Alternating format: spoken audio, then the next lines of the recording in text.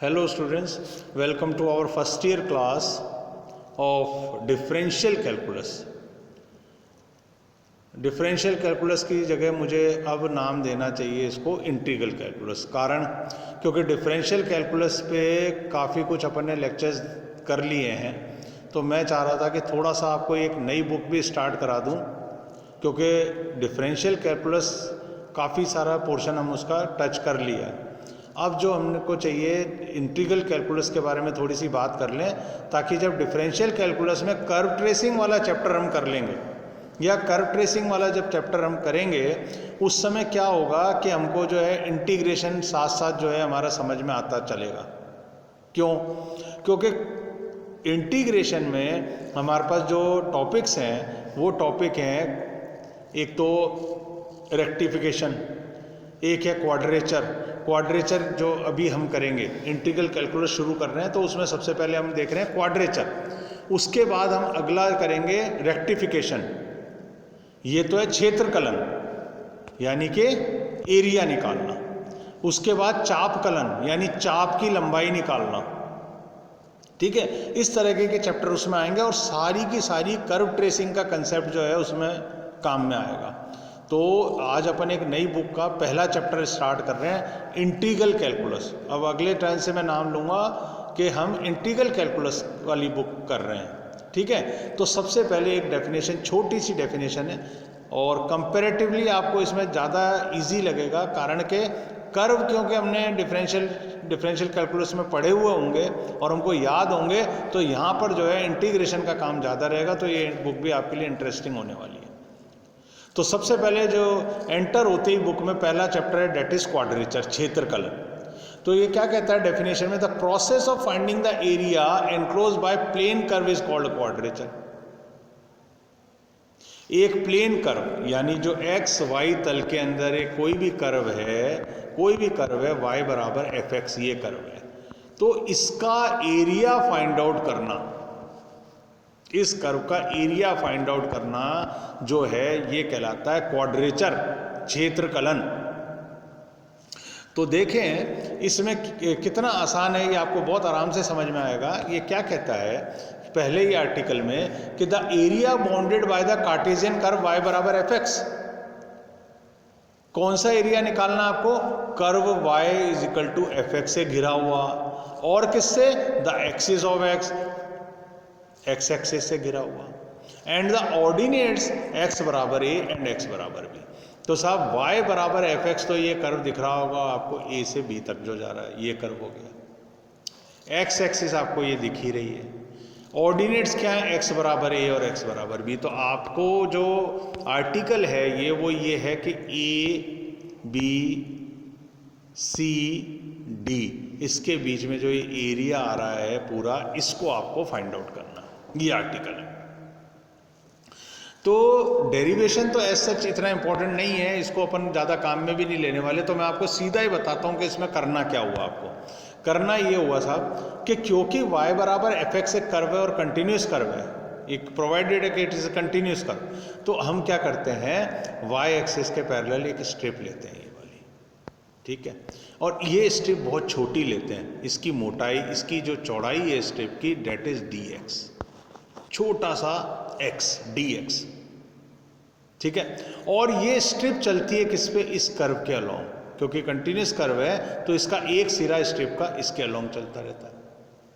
अब होता क्या है, जब हमने dx लिया वो इतना छोटा है कि जो छोटा सा आपको पॉइंट दिख रहा है ना SR, इसको क्योंकि बहुत माइन्यूट अपन ने डिस्टेंस लिया है, dx बहुत छोटा लिया है, तो इसको ऑलमोस्ट अपन एक स्ट्रेट लाइन मान सकते हैं, ऑलमोस्ट एक स्ट्रेट लाइन कंसिडर कर सकते हैं। तो ये एक क्वाड्रिलेटरल बन जाएगा यहाँ पे। कौन सा?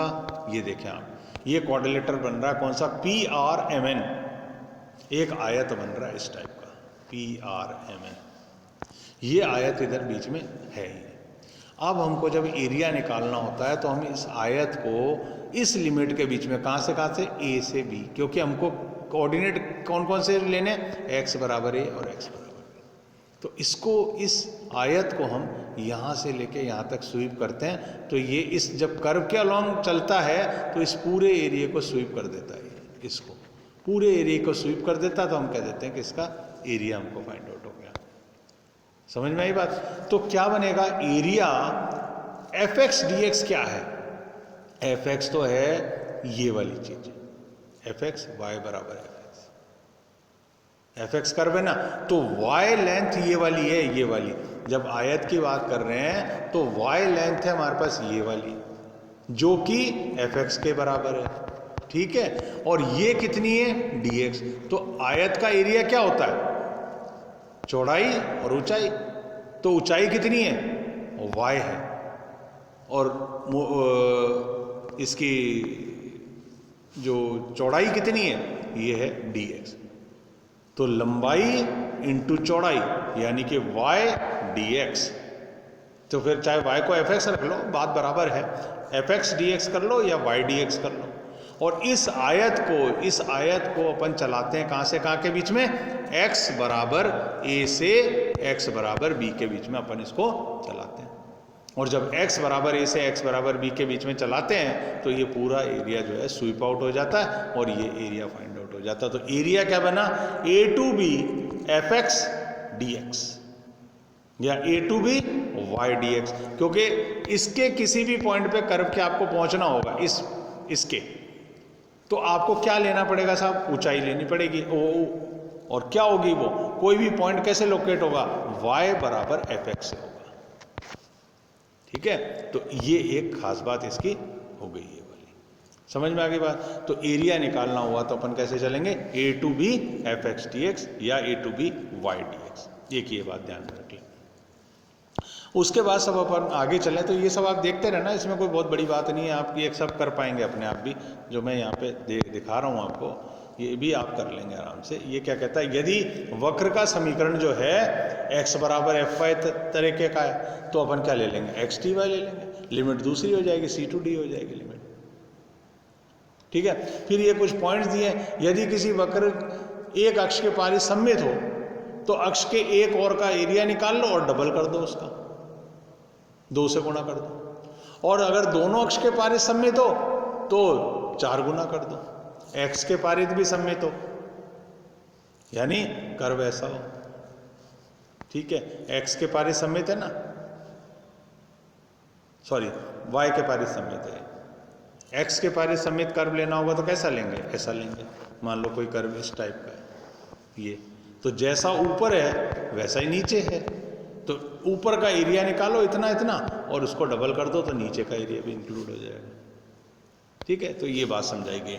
अब अपन एक दूसरी चीज लेते हैं इसमें, common area of 2 Cartesian curves. Common area आपको निकालना साहब किसका, 2 कार्टेशियन कर्व्स का।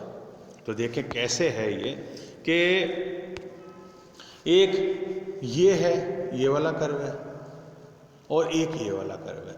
ऊपर वाला कर्व इसने कहा y बराबर f1x और नीचे बराबर y बराबर f2x, ये 2 कर्व्स हैं आपका। तो एरिया कौन सा आया दोनों के बीच में, वो आया साहब एरिया ये वाला, देखें आप, ये वाला एरिया, ठीक है। ये क्या है, A P B Q A, ये एरिया, ठीक है। तो इसके लिए क्या करेंगे, अब सीधी सी बात है, पहले समझने की है कि सबसे पहले अपन जो है एक ये ऊपर का पूरा एरिया निकाल लें, ये यहाँ से चले यहाँ चले और ये पूरा एरिया निकाल लिया, ठीक है। फिर अपन ने इस कर्व से बाउंडेड एरिया निकाल लिया, ठीक है। फिर ये जो बड़ा वाला एरिया है ना, इसमें से छोटा वाला एरिया माइनस कर देंगे तो कौन सा एरिया आ जाएगा, ये बीच वाला एरिया आ जाएगा। ये कंसेप्ट यूज किया गया है। तो इसके तहत हमने क्या करा है साहब, कि एक एरिया अपन ने ये निकाला, कौन सा, a to b f1x dx, ये किस कर्व के साथ है एरिया, y बराबर f1x के, और ऑर्डिनेट्स क्या है, x बराबर a और x बराबर b और x एक्सिस। तो ये आपको फॉर्मूले से मालूम है, ये पढ़ा है ना अपन ने, जो पहले पढ़ा था ये वाला। और दूसरा y बराबर f2x कौन सा कर्व है, ये नीचे वाला कर्व है, ये वाला जो नीचे से होकर के यूं जा रहा है। तो अब अपन इसके लिए क्या करेंगे, इसके लिए भी वही करेंगे कि f2x dx तो आएगा ही, क्योंकि फंक्शन बदल गया, f2 हो गया, और किस लिमिट में चलना है, a टू b लिमिट में चलना है, तो ये चलना है। तो इस बड़े वाले एरिया में से ये छोटा वाला एरिया माइनस करेंगे तो ये बीच में ये वाला एरिया अपने को प्राप्त हो जाएगा। ये कंसेप्ट यूज किया है इसमें, तो एक तो सिंपल एक्स एक्सिस और ऑर्डिनेट्स x बराबर a एंड x बराबर b के बीच का एरिया निकालना अपन ने देखा है यहाँ पर। और दूसरा अपन ने क्या देखा कि दो कर्व y बराबर f1x और y बराबर f2x के बीच का जो कॉमन एरिया है वो निकालने की अपन ने बात करी, और उसका फॉर्मूला जो निकाला अपन ने, ये फॉर्मूला निकाल दिया। ठीक है, तो अभी ये जो दो आर्टिकल कर रहे हैं इसको आप समझ लें अच्छे से, और अगले टर्न से जो है अपन इसके रिलेटेड क्वेश्चंस करेंगे। थोड़ा सा आप जो है गामा फंक्शन के बारे में देख करके आए, क्योंकि यहाँ पर कई जगह अपन जो है डायरेक्टली गामा फंक्शन यूज करके वैल्यू निकालेंगे इसकी। तो आगे के टर्न पर जो है कुछ एग्जाम्पल्स अपन लेकर के आगे बढ़ेंगे, ताकि अपने को एग्जैक्टली समझ में आए कि हम क्या करने जा रहे हैं। तो अभी दो आर्टिकल्स आप ये लोग तैयार कर लें, अगले टर्न पर अपन वापस मुलाकात करते हैं। Okay, thanks.